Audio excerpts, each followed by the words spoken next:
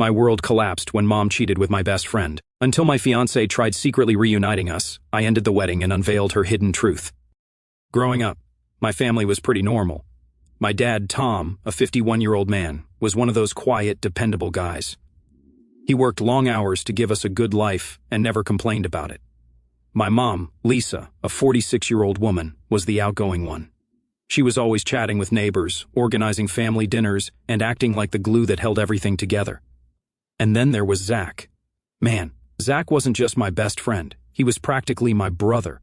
We'd known each other since middle school, bonded over video games and terrible jokes, and stuck together through everything. Zach was the guy I'd call at 2 a.m. if I needed anything, no questions asked. My parents loved him too. He was at our house so much growing up that my mom joked she should start charging him rent. But now, looking back, I can see things that didn't sit right. They didn't seem like a big deal at the time, but they stand out now, like puzzle pieces I didn't know I needed to connect. For starters, Lisa and Zach were always joking around. I figured it was just because he was around so much, but there were moments that felt off. Like she'd laugh a little too hard at his jokes, or make comments about how Zach's such a sweet boy in a way that felt a bit extra. I even remember one time Zach made a joke about how he'd never get married because Lisa set the bar too high. Everyone laughed it off, and I didn't think much of it because, well, why would I? There were other little things too. Sometimes Zach would show up when I wasn't home, saying he was just stopping by to check on something or drop something off. Lisa never mentioned it, and I assumed it wasn't a big deal. He was like family, so it didn't seem weird that he'd be comfortable around my parents even when I wasn't there. But then, it got weird. Zach was only coming to sit there, talking with Mom and throwing jokes. Some days, when I'd ask him to hang out like we always did, he'd start saying stuff like, "Nah, let's just chill at your place, or your house is way better than going out." It was out of character for him. Zach was always the first one to want to hit up the arcade or grab some burgers, but suddenly he just wanted to stay in. I started suggesting we meet somewhere else instead, at the park or my favorite diner, and he'd reluctantly agree, but something felt off. He wasn't the same Zach I'd grown up with. He'd get distracted during our hangouts, constantly checking his phone, and the easy flow of conversation we used to have just wasn't there anymore. Then there was Lisa herself. She'd been acting a little different for months, but I chalked it up to normal life stuff. She was a little more dressed up than usual when she wasn't going anywhere special, or she'd spend extra time texting on her phone but always brushed it off as talking to Aunt Karen or something like that. My dad noticed too. He'd make comments like, "Lisa's been really distracted lately," but he didn't seem to think much of it either. The weirdest part, though, was how my dad started acting. He's not the kind of guy who shows a lot of emotion, but out of nowhere, he started snapping at the littlest things. If the TV remote was in the wrong spot, he'd grumble under his breath. If dinner was a little late, he'd sigh like the world was ending. He looked tired all the time, like he wasn't sleeping. I thought maybe it was work, stress. My dad's always been a hard worker, but the guy never takes a day off. I even suggested he take a weekend to himself, go fishing or something, and he just said, "I've got too much on my plate right now." I didn't push it. My dad's always been the guy who keeps his problems to himself. I figured he'd work through it like he always did, but something about it felt heavier than usual. There was this one night I'll never forget. My dad was sitting in the living room, staring at the TV but not really watching it. I asked him if he was okay, and he just shook his head and said, "I'm fine, kiddo. Don't worry about me." His voice cracked a little when he said it, but I didn't press him. I should have. Around that time, Zach started pulling away too. He wasn't around as much, and when we did hang out, he seemed distracted. I'd ask him what was going on, and he'd just shrug and say, life stuff. That was weird for him because Zach was the most carefree guy I knew. But here's the thing, when you trust someone completely, you don't think twice about stuff like that. Zach was my best friend. Lisa was my mom. My dad was my rock. I didn't think for a second that anything was wrong between them. Then one day, my dad came home from work, looking completely drained. He barely said a word during dinner, which wasn't like him. Later that night, I heard my parents arguing. It wasn't loud, but I could hear the tension in their voices. My dad said something like, "I know what's going on, Lisa. Don't lie to me." I didn't hear her response, but I froze. That was the moment I knew something big was happening. I couldn't put my finger on it, but it felt like a crack had formed in the foundation of everything I thought I knew. I didn't sleep that night. My mind kept spiraling, replaying every little detail, the way my mom had been acting, the subtle changes in my dad, and whether there was something obvious I'd missed. Their argument earlier didn't feel like the small, passing disagreements they sometimes had. It felt heavier, like something deeper was wrong. I tried convincing myself I was reading too much into it, chalking it up to a rough patch or maybe just a misunderstanding, but the pit in my stomach told me otherwise. The next morning, my dad sat me down. I could tell right away that this wasn't going to be a casual chat. He looked defeated, like he was carrying the weight of the world on his shoulders, and it was finally too much. He sighed deeply and said, "I need to tell you something, kiddo. You're not going to like it, but you deserve to know." At first, I thought maybe someone had died, the way he was struggling to get the words out. It felt that heavy, but what he actually said hit me harder than I ever thought possible. "It's your mom," he started. His voice cracked, and he had to take a minute before continuing. "She's been having an affair, and it's with Zach." I felt like my brain short-circuited. I couldn't even process what he was saying. I genuinely laughed, but when I saw my dad's expression, I just stared at him, waiting for him to tell me it was a joke or that I'd misunderstood. But he wasn't joking. "Zach?" I finally managed to say. My voice barely came out. Like, "Zach? My best friend Zach?" My dad just nodded, and I could see the pain in his eyes. This wasn't just about Lisa and Zach betraying me, they'd betrayed him too. He told me how he'd found out.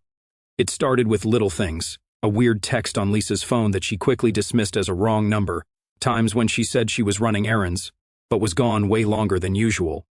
He didn't want to believe it either, but something felt off. Then one day, he came home early from work and saw Zach's car parked outside the house. "I knew something was wrong the moment I saw it," he said. "I went inside, and there they were, acting like teenagers sneaking around. I couldn't even breathe." The mental image alone made my stomach turn. Zach wasn't just my best friend, he was like a son to my parents. And my mom? She was supposed to be the one person I could trust unconditionally. "What did you do?" I asked. "I told them both to get the hell out of my house," he said. "Your mom tried to make excuses, but there was nothing she could say to make it better." At this point, my dad was tearing up. I'd only seen him cry once before when his dad passed away. Seeing him like this broke something in me. After he told me, I felt like I was in a fog. I didn't know what to say, or I just sat there, numb, as my dad kept talking. He said Lisa had been begging him for forgiveness, but he couldn't even look at her. "You don't do that to family," he said, his voice shaking. "You just don't." When I finally found my voice, I asked him why he didn't tell me sooner when he noticed the signs. He said he didn't want to ruin my relationship with my mom unless he absolutely had to. "But you needed to know," he said. "I couldn't keep this from you anymore." The anger didn't hit me right away. At first, it was just shock, disbelief, and this hollow feeling in my chest. I couldn't wrap my head around it. Lisa and Zach? How was that even possible? I told my dad I needed to talk to her. I didn't know what I was going to say, but I couldn't just sit there. When I confronted Lisa, it was like facing a stranger. The woman standing in front of me wasn't the mom I grew up with. She was someone I didn't even recognize anymore. She immediately started crying, doing that thing where she covered her face and kept saying, "It was a mistake. I didn't know what happened to me. I didn't mean to hurt anyone." I just stood there, staring at her in disbelief. "A mistake?" I said, my voice rising. "Are you serious right now? What the hell is wrong with you, Mom? He's half your age. He should be like a son to you. You destroyed this family for what? For Zach?" She didn't say anything, just kept sobbing like she was the victim. It made my blood boil. "You didn't mean to hurt anyone? Are you kidding me? You tore this family apart. You wrecked Dad, and you betrayed me. Do you even get that, or are you too busy crying for yourself to care?" Her sobbing got louder, but I was done listening. "You're unbelievable," I spat. "You're not my mom anymore. I don't even know who you are anymore." I walked out before she could say another word. I didn't trust myself to stay in the same room as her without saying something I'd regret. But I wasn't done yet. Zach still needed to hear from me, and I wasn't about to let him off the hook with just a text. I drove straight to his apartment, and the whole way there, I could feel the anger bubbling up inside me like a volcano ready to blow. I wasn't sure what I was going to do when I got there. But I knew one thing. I wasn't leaving until he knew exactly how I felt. When I got to his place, I banged on the door so hard it almost came off its hinges. Zach opened it, looking startled, like he wasn't expecting me. "Oh, hey, buddy." Before he could finish, I grabbed him by the front of his shirt and shoved him back against the doorframe. "Don't you hey buddy me," I shouted. "What the hell is wrong with you? You were my best friend, my brother, and you do this with my mom?" He tried to stammer out some excuse, but I didn't let him. "I don't care what you have to say," I snapped. You don't exist to me anymore. Do you hear me? I don't want to see your face ever again. If I do, I swear you'll regret it." Zach looked terrified, and good. He deserved to feel every ounce of the anger and betrayal I was carrying.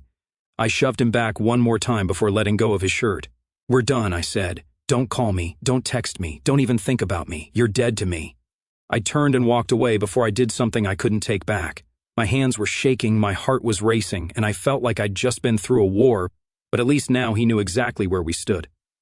The fallout after that was fast and brutal. My dad filed for divorce almost immediately. He didn't want to drag things out, and honestly, I couldn't blame him. Lisa moved out within weeks, and once she was gone, it was like a dark cloud lifted from the house. And just like that, our small family was torn apart, and I haven't felt like home since then.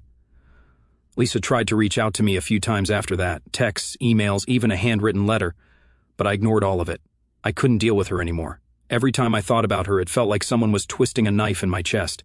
Cutting her out of my life was one of the hardest things I've ever done, but it was also necessary. She wasn't just my mom, she was someone I looked up to, someone I thought would always have my back.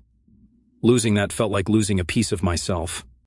As for Zach, I never saw or spoke to him again. I made it clear that I wanted nothing to do with him, and thankfully he respected that, or maybe he was just too scared to try. Either way, I didn't care. All that left a deep scar that I thought would never get erased. But life doesn't stop for anyone, right? Time kept moving forward, whether I liked it or not. And eventually, I started trying to piece my life back together. My dad and I settled into a new routine. We weren't exactly buddy-buddy, but we had this quiet understanding, like we were in the same boat, paddling through the same storm. He started picking up hobbies, working on old cars in the garage, and I threw myself into my job. It was easier to focus on work than to think about everything else. That's when I met Ashley. Ashley and I met at a friend's barbecue about a year after the whole mess with Lisa and Zach. She was funny, smart, and had this way of making everyone feel like the most important person in the room. We hit it off immediately. She wasn't pushy, wasn't trying to dig into my past. She just seemed real. We started dating, and for the first time in what felt like forever, I actually felt happy again. Things were good with Ashley. She was understanding, supportive, and never made me feel like I had to rush through my emotions. Over time, I found myself opening up to her about what had happened with my mom and Zach. She was horrified when I told her, "Of course. What kind of person does that?" she asked, shaking her head. "You didn't deserve that." Hearing her say that helped more than I expected. For so long, I'd been carrying around this feeling like maybe I should have seen it coming or done something differently. Ashley made me feel like I wasn't crazy for being hurt. About 2 years into our relationship, I proposed.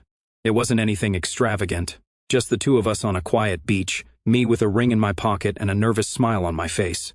When she said yes, I felt like maybe, just maybe, I was finally putting the past behind me. But of course, life has a way of reminding you that some things don't stay buried. Not long after the engagement, I got a call from an old mutual friend of Zach and me, someone I hadn't spoken to in ages. At first, I thought it was going to be one of those awkward catch-up calls, but instead, he hit me with, "Hey, did you hear what happened to Zach?" I hadn't thought about Zach in a long time, but the mention of his name still brought a bitter taste to my mouth. "No," I said flatly. "What about him?" "He got arrested," the guy said. I blinked, not sure I'd heard him right. "Arrested for what?" "Robbery," he replied, like it was no big deal. Apparently, he tried to hold up a convenience store with some friends, and the whole thing went sideways. He's looking at serious time. I didn't know how to respond. Honestly, my first instinct was to laugh. Of course, Zach would screw up his life even more. It was almost poetic. The guy who thought he could take whatever he wanted without caring about the consequences was now sitting in a jail cell. Karma had finally caught up with him, and frankly, it felt good.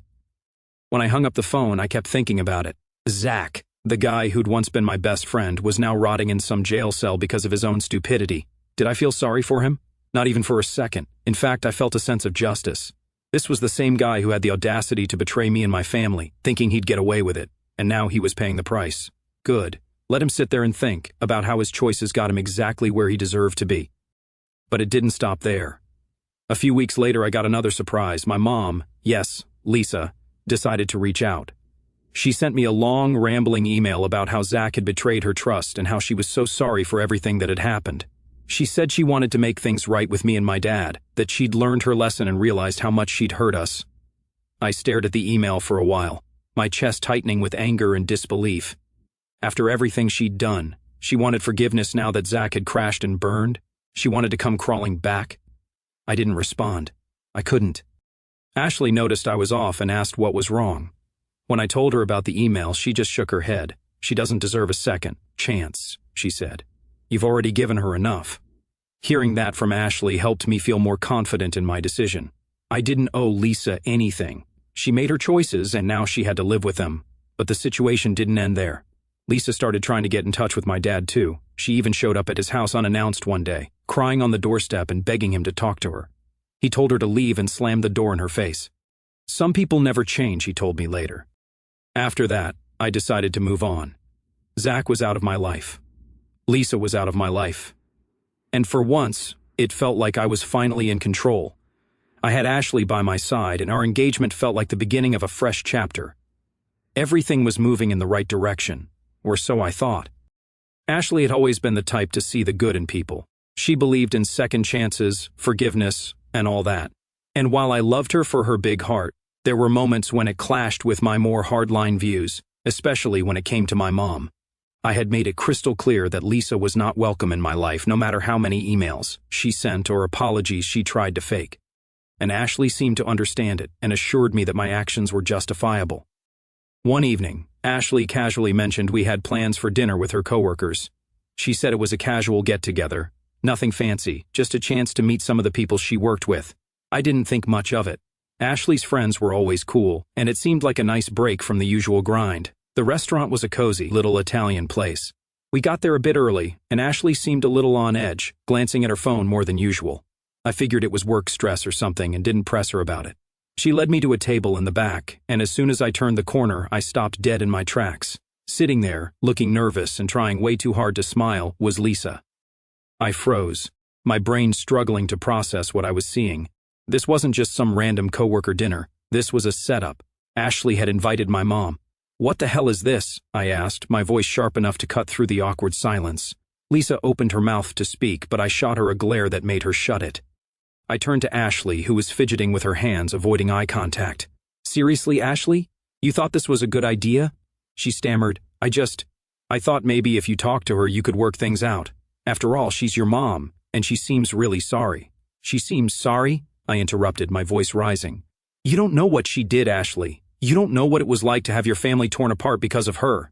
Lisa tried to chime in. "I just want to—" "Don't!" I snapped, pointing at her. "You've done enough damage. You don't get to just waltz back into my life because you're suddenly feeling guilty." People at the surrounding tables were starting to stare, but I didn't care. I turned back to Ashley, who looked like she was about to cry. "You went behind my back," I said, my voice quieter but no less angry. "You had no right to do this." "I was just trying to help," she whispered. "Help?" I repeated, my disbelief turning into anger. "You didn't help, Ashley. You just broke my trust in you." I threw a few bills on the table to cover whatever had been ordered and walked out. I heard Ashley calling after me, but I didn't stop. My hands were shaking as I got into my car and drove off. Later that night, Ashley came home and tried to explain herself. She said she'd been in contact with Lisa for a while and thought that if we just talked, I'd see that my mom had changed. "Changed?" I said, laughing bitterly.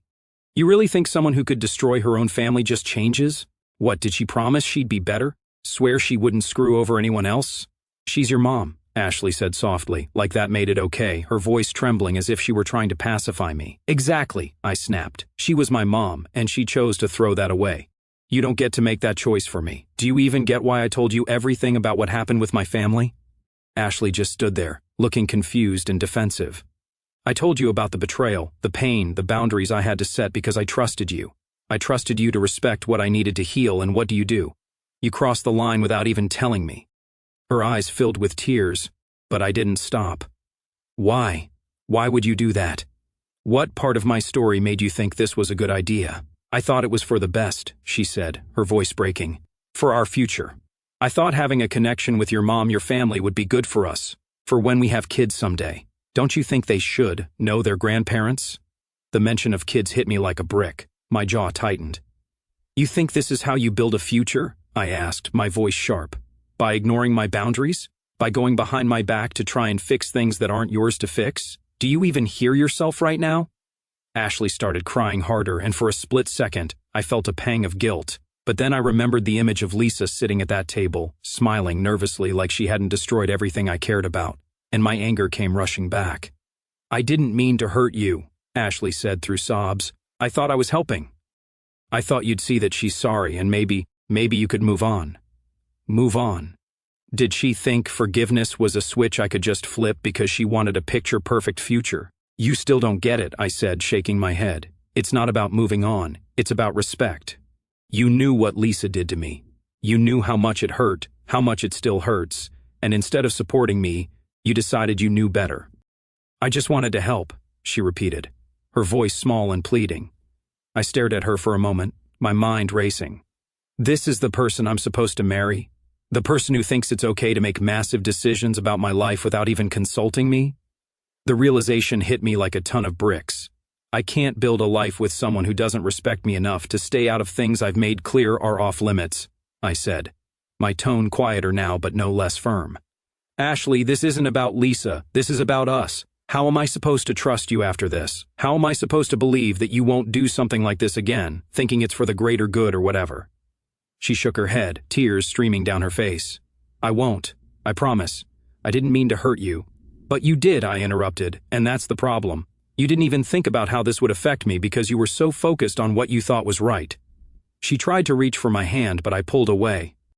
"I can't do this," I said, my voice heavy. "I can't spend my life wondering if the next time something feels wrong, you'll go behind my back to fix it." Her sobs grew louder, but at that point, I knew there was no coming back from this. Over the next few days, things between us got colder. We barely talked, and when we did, it was tense and awkward. Finally, I couldn't take it anymore. I sat Ashley down and told her the wedding was off. She broke down, begging me to reconsider, saying she didn't mean to hurt me. "I was just trying to help," she kept saying, like that would fix anything. But it didn't. "You didn't trust me enough to let me handle my own life," I told her. "How am I supposed to marry someone who thinks they know what's best for me better than I do?" She kept crying, but I stayed firm. I knew this was the right choice. Breaking off the engagement wasn't easy. I loved Ashley, but love isn't enough when trust is gone. And after everything I'd been through with Lisa and Zach, I wasn't willing to risk being betrayed again. Ashley packed her things and moved out a week later. She tried one last time to change my mind before she left, but I didn't budge. Now I was alone again, and while it hurt, there was also a strange sense of relief. I'd cut out another person who thought they could make decisions for me without considering how it would affect me. The days that followed were rough. Ashley tried reaching out, texts, calls, even showing up at my place unannounced. Each time I stood firm. I wasn't going to let her talk me back into something I knew in my gut was wrong. One of her texts stuck with me, though. "You're letting your past ruin your future. This isn't just about Lisa, it's about us." I read it over and over, feeling the frustration rise in my chest. She still didn't get it. This wasn't about my past, it was about her crossing a line I'd made clear from the beginning.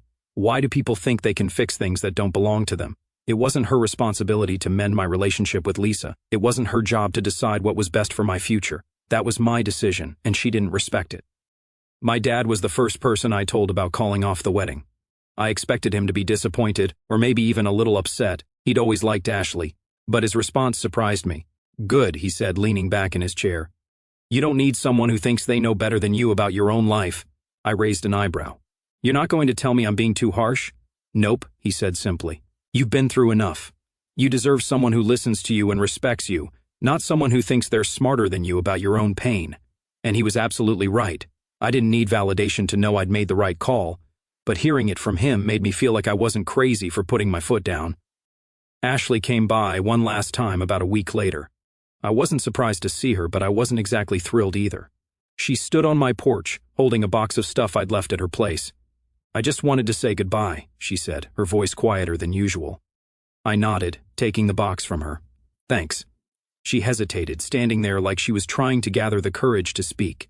Finally, she blurted out, "I didn't mean to hurt you, you know." I looked at her, my expression blank. "I know," I said flatly, not wanting to argue or drag this out any longer. She fidgeted with her hands, her voice barely above a whisper. I thought I was doing the right thing. I thought you'd understand, someday, maybe even thank me." Yeah, after everything, she still thinks I should thank her. I let her words hang in the air for a moment before responding. "I'm not going to argue with you, Ashley. You made your choice. I've made mine." She nodded, tears running down her face, and walked away without another word. It was the end of something I thought would last forever, but it was also the start of reclaiming control over my life. After Ashley was out of the picture, I decided to double down on focusing on myself. I started working longer hours and spending time with my dad.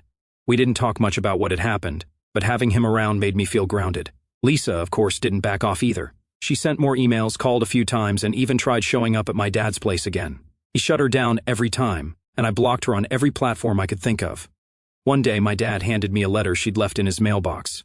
"Do you want to read it, or should I just toss it?" he asked. I stared at the envelope for a moment, then shook my head. "Burn it," I said. He grinned. "Thought you'd say that." We didn't talk much about Lisa after that. She became like a ghost, something we both knew existed but refused to acknowledge. Now, as I'm writing here, thinking that after Ashley's gone and I cut Lisa off for good, there's this emptiness that just sits there.